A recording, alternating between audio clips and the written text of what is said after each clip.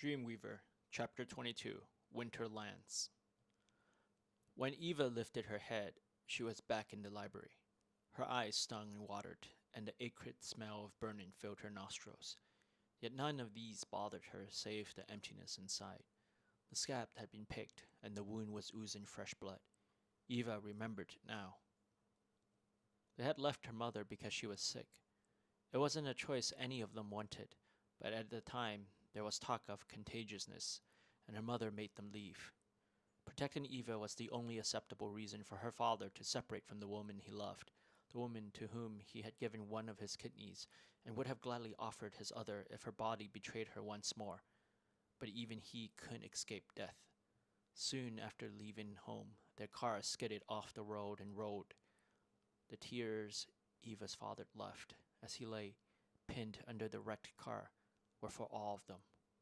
He was sorry for leaving her alone in this broken world, and sorry that she had to grow up in it.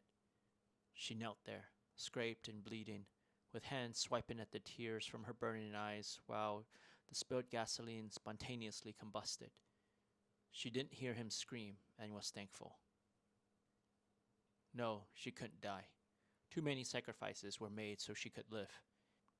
Even now, Ainsley was preserving her through his presence. Eva could feel every bit of his effort and care. Her heart swelled and her skin burned, driving away the cold. She desperately wanted to wake and be with him, yet none of it was within her control. When she was little, Eva read Sleeping Beauty and thought it was wonderful and sweet that a prince would come and wake the princess from her sleep. Now Eva wasn't as envious. While life floated away, the princess remained helpless in her accursed slumber. She must have been so frustrated and lonely. When will I wake? Eva stared out, hoping for an answer, but all she saw was the sheet of ice covering the surface of the window. The first flake of snow fell during the night. Ainsley was equally taken in by the spectacle as Priscilla and Isaac were. He remembered snow, but forgotten how it felt. He watched the snowflakes twirl and dance in the air, in defiance of gravity. The brevity of their life was more than made up for through their energetic saltations. Both Priscilla and Isaac had their tongues out, trying to entice a few flakes to alight there. Instead, a strong flurry picked up and powdered their faces white as the campfire roared at their folly. Ainsley laughed. For that brief moment, he saw himself walking on air, as light and crisp as the flakes. "How are we going to continue?" Isaac asked. Priscilla glanced at the few bags scattered about the camp. "We can go on foot." "We're already this far north. It won't be long," Ainsley commented, his eyes staring off into the distance, measuring out each step of the journey still to come. "Poor thing," Isaac muttered, bemoaning the horse. "I feel like we worked it to death." They couldn't argue with his logic, traveling constantly with only a few hours of respite. Even they were tired. It was surprising the animal got them this far.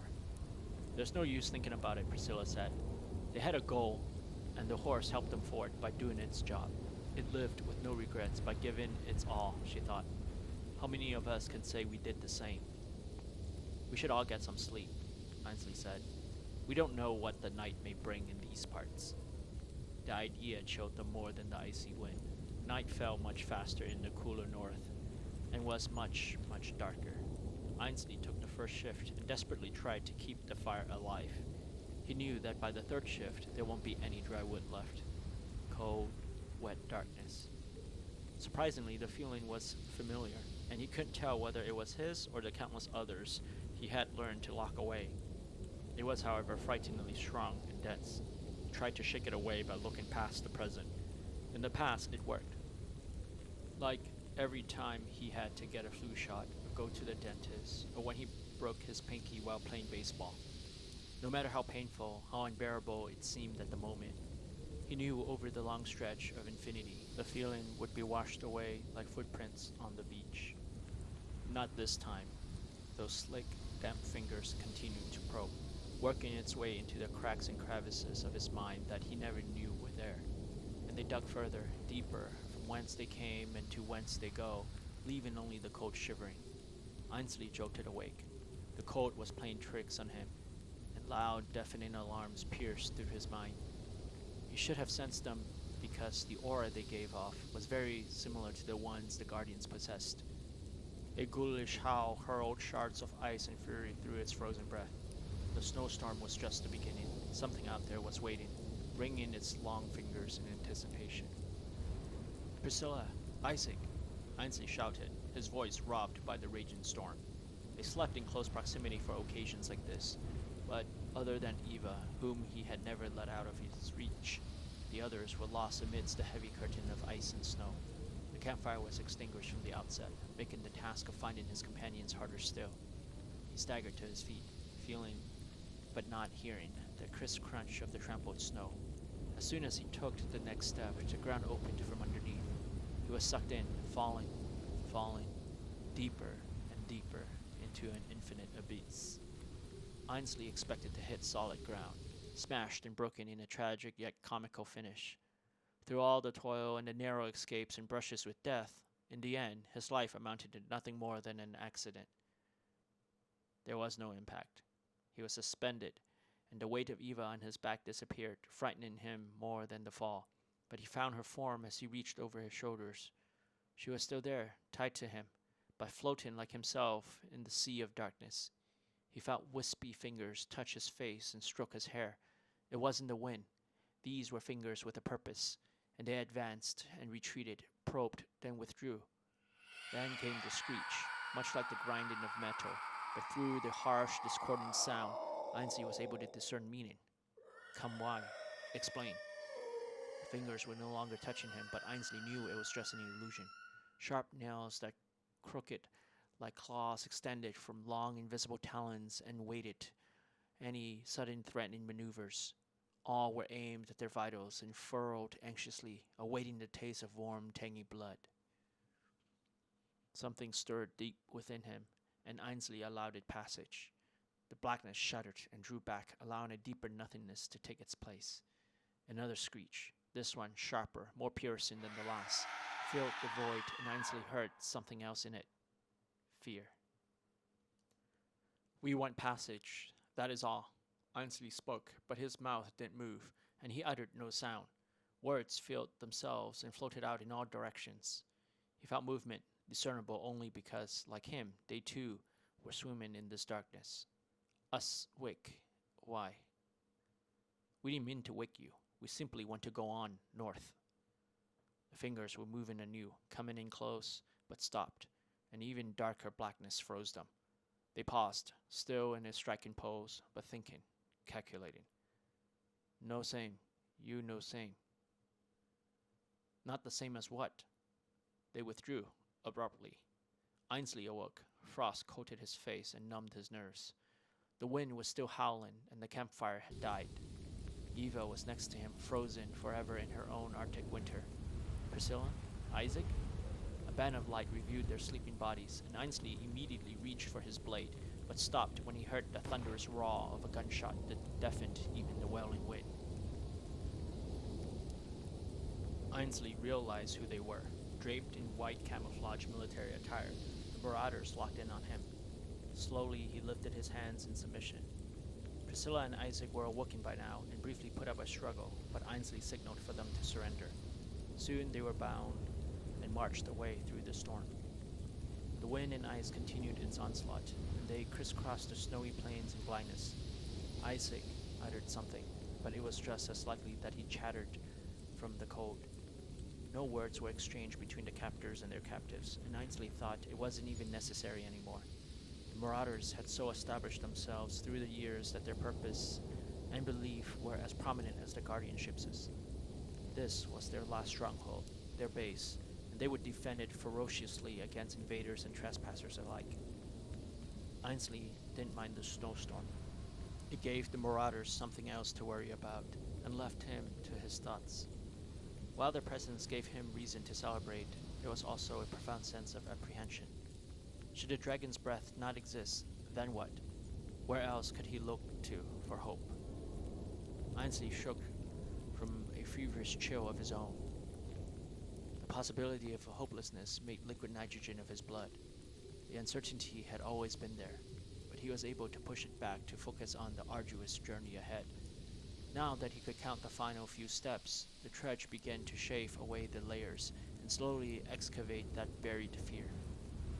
The snowstorm, no matter how fierce, failed to cover any part of it, and Ainsley could no longer count on physical numbness to mask the cold from the heart rime enveloping his thoughts.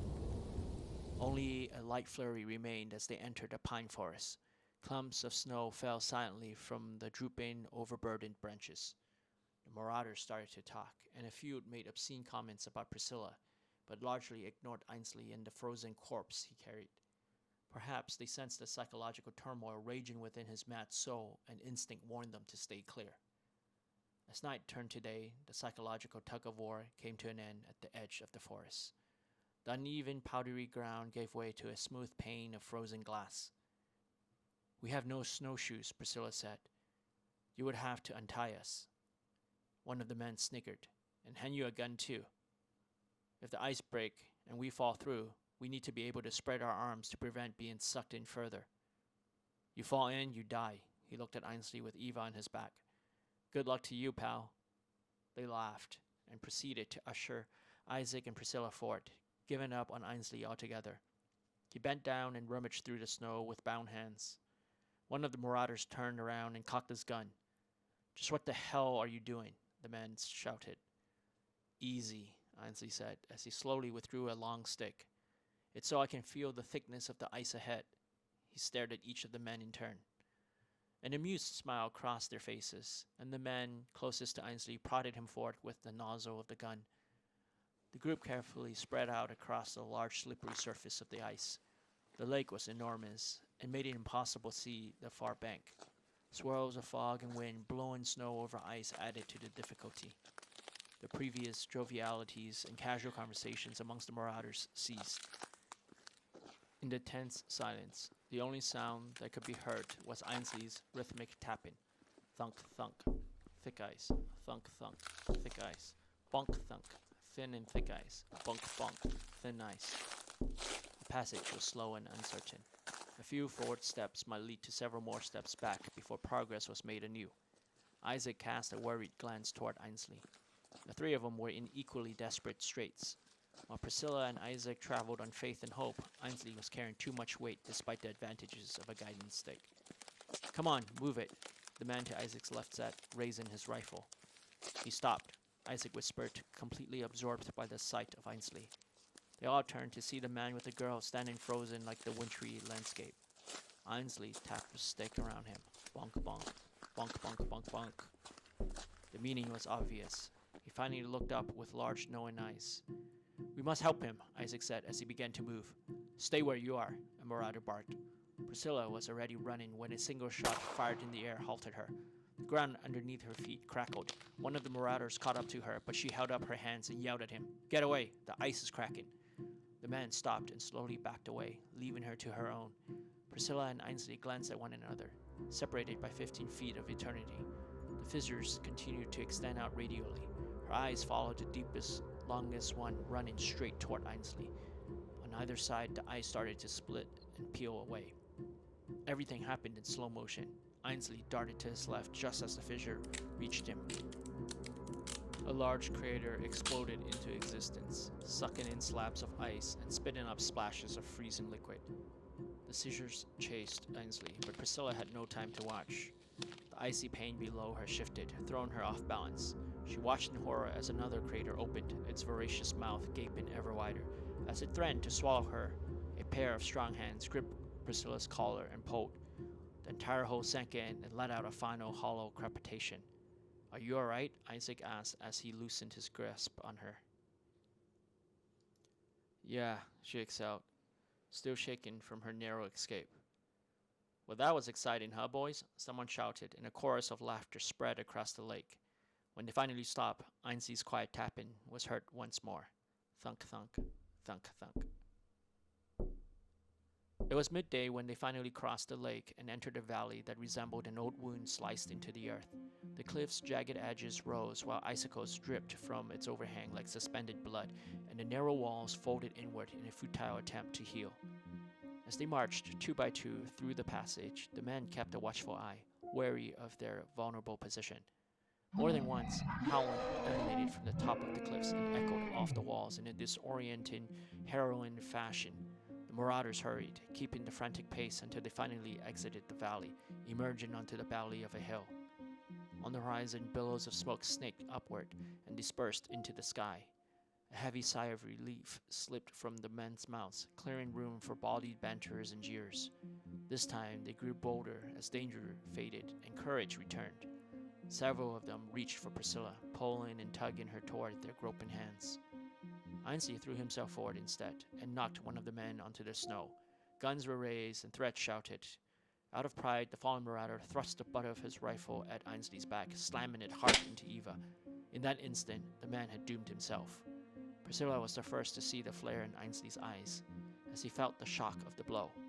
Immediately, he lunged at the man who was holding his sword, withdrawing the blade. A sharp ring hung in the air, deafening the shouting and the screams. Priscilla watched in horror and awe at the speed and grace of Ainsley's movements. The sword flashed left and right, slashing through the men like they were cardboard cutouts. Seconds later, Ainsley stood in a dark crimson circle where the man had been. His hand was still clutching tightly to the sword, but it was his eyes that drew Priscilla's attention. A thick red halo surrounded his black pupils. "Stop, Ainsley. Stop!" The terror in her voice was unmistakable. For a moment, she envisioned the sword cutting through her own flesh and tearing out her innards. But Ainsley didn't move. He was still, as if balancing over a precipice. Only his unfocused, tremulous eyes hinted at the struggle underneath.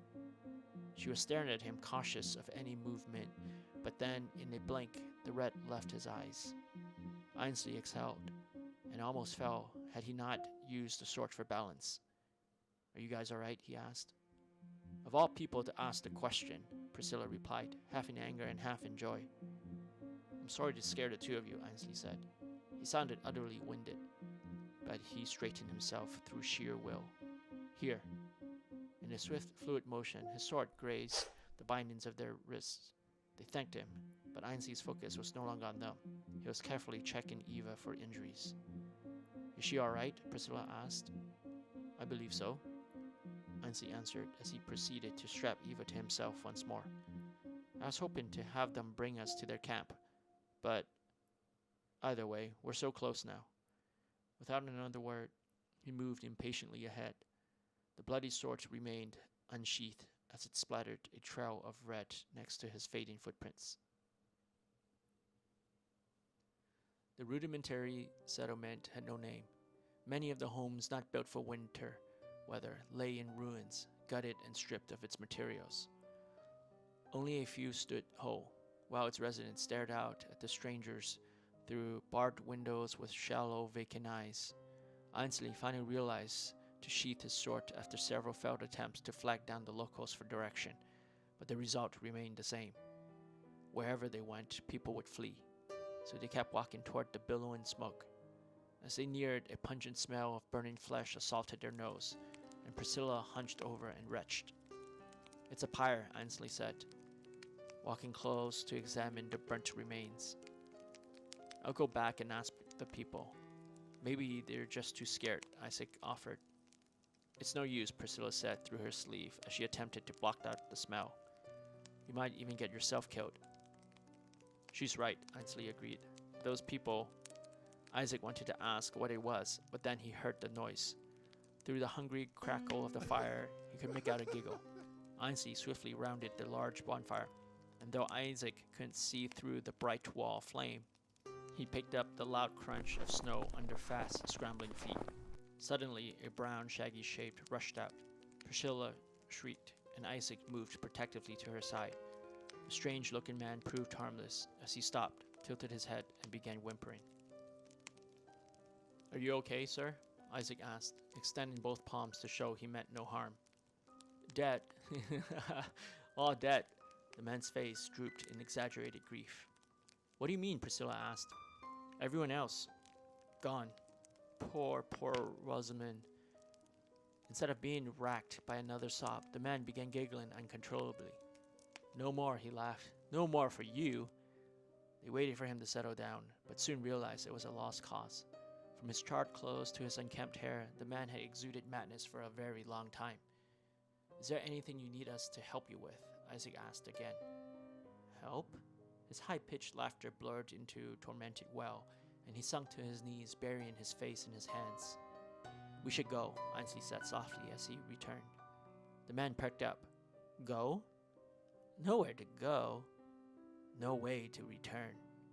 Tear tracks streamed across his suit-smothered face. Return from where? Ainsley asked softly, but the undercurrent of urgency was obvious. Nowhere, nowhere, the man whispered to himself. Show me where nowhere is. I'll bring Rosamond back from there. Rosamond. My dear, dear Rosie. The blankness in the man's eyes crystallized in some abstract recognition. Where? Where is Rosie? If she's there, we'll find her. Ainsley pushed on, desperation oozing from his voice. Isaac wanted to stop Ainsley, but Priscilla held him back. Both the grief-stricken stranger and Ainsley were beyond reason. Loss and fear of loss, she thought. The feeling was cruelly intimate.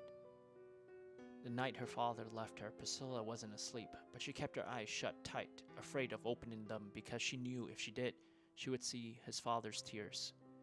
She was too young then to summon the courage to bid him farewell. Finality scared her, and pretense of sleep gave her haven from it, even though she desperately wanted to hug her father and have him hold her. Now her embrace was with regret. The madman whispered inaudibly into Ainsley's ear, and Ainsley immediately got to his feet. Let's go, he announced. His eyes stared off in the direction of their travel, but his heart was even further away. Priscilla and Isaac gathered themselves and followed. Isaac looked over his shoulder at the madman, still on the ground, biting into his own fist to numb the excruciating pain within.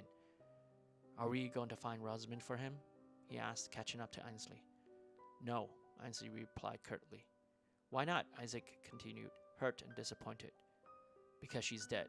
Ainsley opened his fist to show Isaac a wedding band. He was pulling at the outstretched hand when I came around the fire. Isaac examined the ring where the suit had been cleaned to review the inscription on the underside. To Rosie.